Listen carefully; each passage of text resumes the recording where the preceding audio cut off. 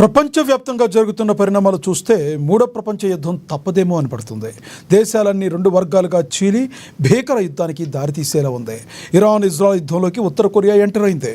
ఉత్తర Korea అధ్యక్షుడు Kim Jung ఉన్ ఇరాన్కు మద్దతు నిలిచారు. ఇరాన్పై అమెరికా ఇజ్రాయెల్ దాడులను కిమ్ ఖండించాడు. మధ్యప్రాచ్య ఉద్రిక్తతలకు అమెరికా ఇజ్రాయెల్ కారణమని ఉత్తర కొరియా ఆరోపించింది.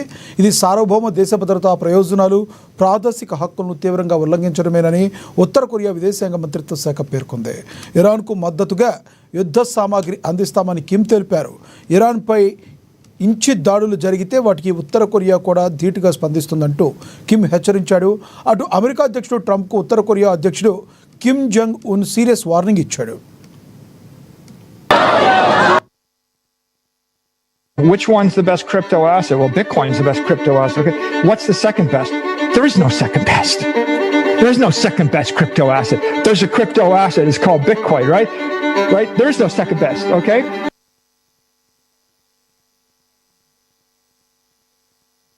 Money to buy.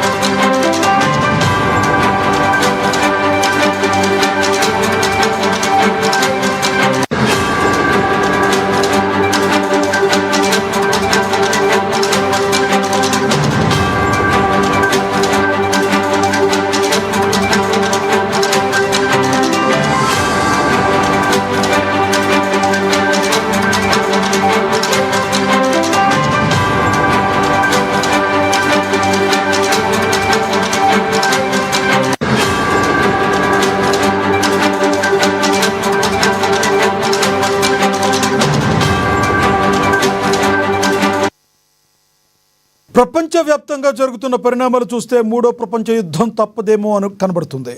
దేశాలన్నీ రెండు వర్గాలుగా చీలి భీకర యుద్ధానికి దారితీసేలా ఉంది. ఇరాన్ ఇజ్రాయెల్ యుద్ధంలోకి ఉత్తర కొరియా ఎంటర్ అయింది. ఉత్తర కొరియా అధ్యక్షుడు కిమ్ జంగ్ ఉన్ ఇరాన్కు మద్దతుగా నిలిచాడు. ఇరాన్పై అమెరికా ఇజ్రాయెల్ దాడులను కిమ్ ఖండించాడు. మధ్యప్రాచ్య ఉద్రిక్తతలకు అమెరికా ఇజ్రాయెల్ కారణమని ఉత్తర కొరియా ఆరోపించింది. ఇది సార్వభౌమ దేశ భద్రతా ప్రయోజనాలు, ప్రాదేశిక హక్కులను తీవ్రంగా ఉల్లంఘించడమేనని ఉత్తర కొరియా విదేశాంగ మంత్రిత్వ శాఖ పేర్కొంది. ఇరాన్కు మద్దతుగా యుద్ధ సామాగ్రి అందిస్తామని కిమ్ తెలిపారు. ఇరాన్పై ఇంచి దాడి జరిగితే వాటికి ఉత్తర కొరియా కూడా ధీటుగా స్పందిస్తుందంటూ కిమ్ హెచ్చరించాడు. అటు అమెరికా అధ్యక్షుడు ట్రంప్కు ఉత్తర కొరియా అధ్యక్షుడు కిమ్ జంగ్ ఉన్ సీరియస్ వార్నింగ్ ఇచ్చారు.